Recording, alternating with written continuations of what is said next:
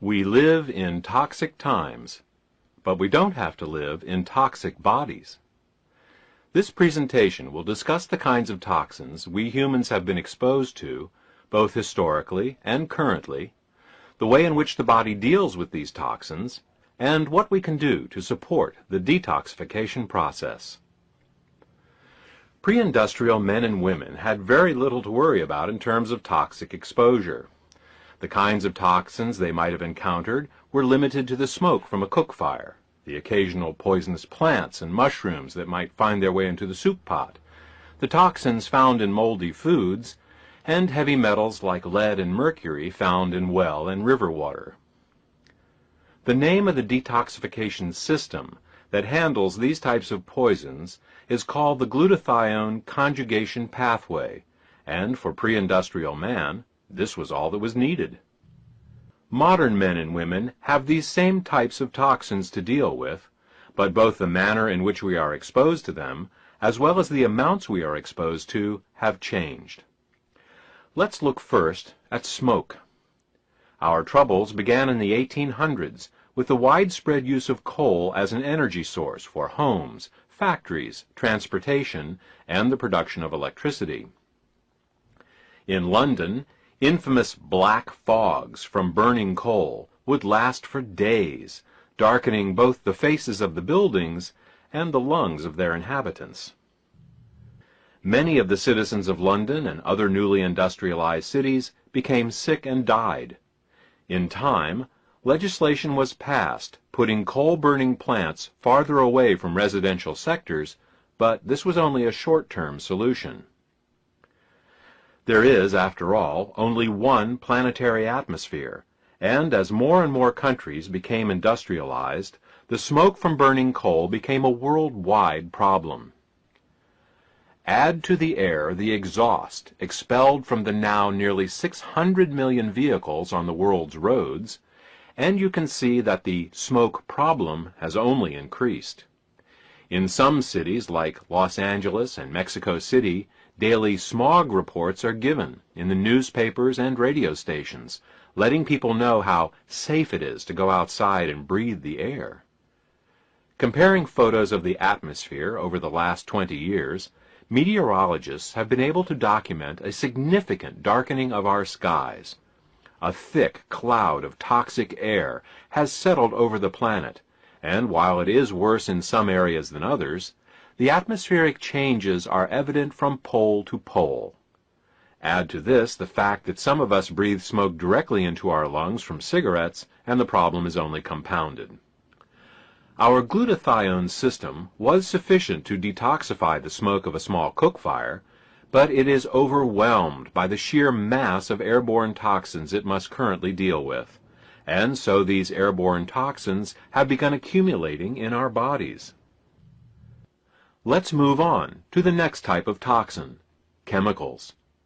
The only chemicals pre-industrial man was exposed to would be found in the plants he would eat. Plants have various defenses against being eaten. Some plants, like cactus, develop sharp spines as a deterrent. Others manufacture chemicals that make those who ingest them sick.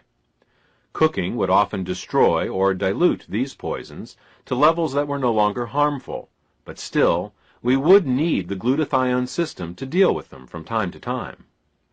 Today, we are exposed to thousands of chemicals on a daily basis. Each year, an estimated 400 million tons of the 6 to 7 million known chemicals are produced for use in industry. Artificial colors and flavors, preservatives, toxic sugar substitutes, and many other chemicals go directly into our food and drink. The rest of these chemicals eventually find their way into the air, soil, and groundwater, and then into our bodies. Again, our glutathione system is overwhelmed, and as a result, our bodies accumulate toxic chemicals. The third group of toxins we will discuss are those that come from bacteria and molds. It may seem odd that we are still dealing with bacteria and molds in the 21st century. After all, refrigeration keeps food from spoiling, so where would we find ourselves exposed to them? Let's look at mold toxins first. All the grains, nuts, and seeds we eat are routinely tested for mold toxins, and if they test above a certain level, they are removed from the human food supply. Even with this inspection, our food is often infected with mold toxins at some level. Take any nut, grain, or seed and look closely at it. It probably looks fine, but place it under an ultraviolet light in a dark place, and you will often see the telltale eerie green glow given off by mold growing on the food you are about to eat. Animals get even less protection. The feed given to cows, poultry, pigs, and fish are allowed to, and regularly have, extremely high levels of mold toxins in them. Food considered too moldy for human consumption is purchased at a discount as feed for these unlucky animals. Over the animal's life, these mold toxins continue to concentrate in their tissues in ever-increasing amounts. When we then eat these toxic animals, their mold toxins are passed on to us. Through the principle of biological magnification, we often end up with mold toxin levels hundreds of times higher than that of the livestock we actually eat, and thousands of times higher than the moldy food they eat. This, added to the fact that these animals are all massively dosed with antibiotics from the day they're born until the day they are slaughtered. These antibiotics, meant to prevent their cramped and unhygienic living conditions from giving them infections, makes for an even greater mold toxin exposure, as many antibiotics are made from molds. When you include the toxic molds growing in the walls and ventilation systems of most houses and office buildings, you can see that we actually have a significantly greater exposure to mold toxins now than we did 300 years ago. Again, our glutathione system is overwhelmed, and as a result, our bodies begin to accumulate mold toxins. Okay, we've discussed molds. Now let's look at bacteria. Better hygiene has removed most of our bacterial exposure with one exception, and that is the bacteria we carry within our own bodies. It may be surprising for you to learn that there are more bacterial cells living inside your gut than there are cells in your own body. Billions of bacteria live in our mouths, on our skin, and especially in our gut. Now, if you were breastfed as a child and never given antibiotics, then it is likely that your gut is filled with healthy, life-giving bacteria. These good bacteria help you digest your food and produce useful things like B vitamins and vitamin K. On the other hand, if you have ever taken antibiotics, then you've killed off some of your good bacteria, and bad bacteria may be growing in their place. These bad bacteria can secrete toxic waste products, sometimes directly into our bloodstreams, day in and day out. Let's discuss heavy metal exposure. The only source of heavy metals for pre-industrial men and women would have been their drinking water. Unfiltered well and river water could have small amounts of lead, mercury, arsenic, and other metals in it, but rarely in amounts high enough to be of concern in most locations. We, on the other hand, are continually exposed to heavy metals in unprecedented amounts. It is estimated that we will eat 1/3 of a teaspoon of mercury, 1 teaspoon of arsenic, 1 teaspoon of lead, 1 teaspoon of nickel, and over 3 pounds of aluminum in our lifetime.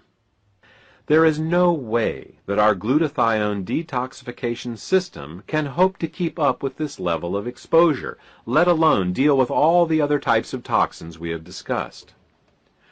What we need to do is to find a way to support our overwhelmed glutathione detoxification pathway so it can get these toxins out of our bodies. To support the glutathione detoxification pathway in our bodies, we have to do two things. We have to increase the amount of glutathione in our bodies, and we also have to increase the levels of glutathione S-transferase, the enzyme that the glutathione works with. Let's look at increasing the glutathione first. Glutathione is a tripeptide protein and is made up of the amino acids cysteine, glutamic acid, and glycine. It is made in every cell in the body, and in addition to its job in detoxification, it is one of the body's most important antioxidants. Because of its tripeptide structure, oral supplementation of glutathione just doesn't work.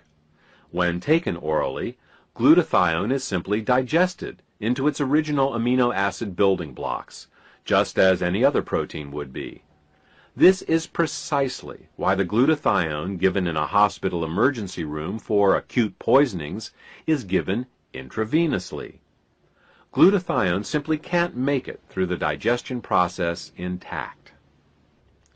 Another method to increase glutathione is to take additional cysteine, glycine, and glutamic acids, but there is no guarantee that they will make glutathione, since there are many other uses for these amino acids that compete with glutathione production for their use. Fortunately, there is another option. Glutathione can also be given by suppository. Since there are no digestive enzymes or acids in the colon to break the glutathione down, administered rectally, glutathione enters the body fully intact. Taking intravenous glutathione is invasive, time-consuming, and requires a medical professional to administer. Glutathione suppositories can be easily taken at home by anyone. Okay, that takes care of glutathione. The second thing we need to do is increase glutathione's enzyme cofactor, glutathione S-transferase. It's the glutathione S-transferase that actually attaches the glutathione to the toxins. Without this enzyme, the glutathione simply won't work. So, we know how to increase glutathione. The question that remains is, how can we increase the glutathione S-transferase? The answer, surprisingly, is coffee.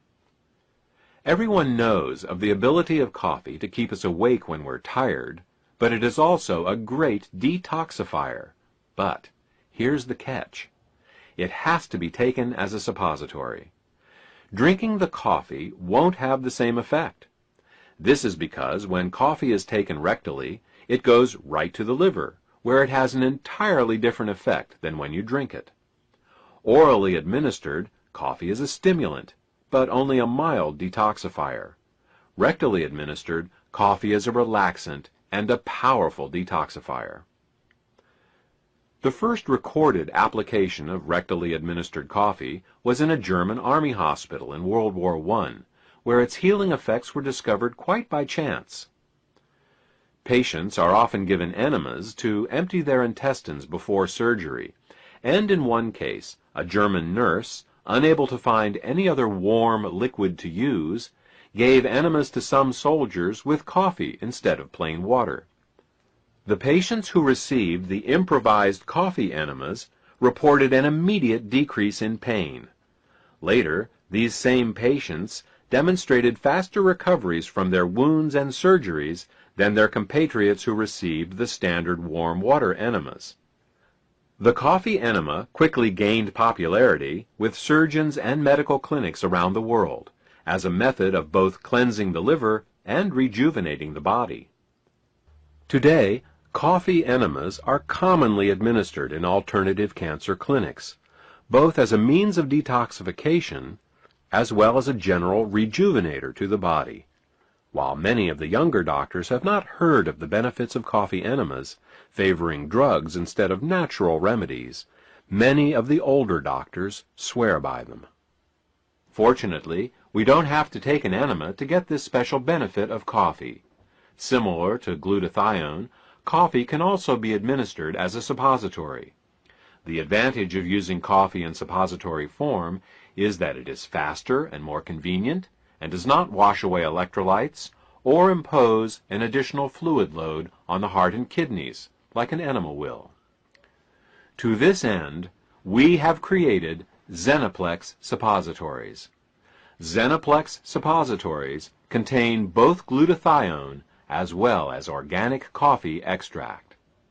The glutathione in Xenoplex is delivered intact right to the body, and the coffee extract helps raise the glutathione S-transferase levels at the same time. Using these two ingredients together, you can literally supercharge your body's detoxification system. Our body has the ability to detoxify itself, provided we support it properly. Yes, bodies.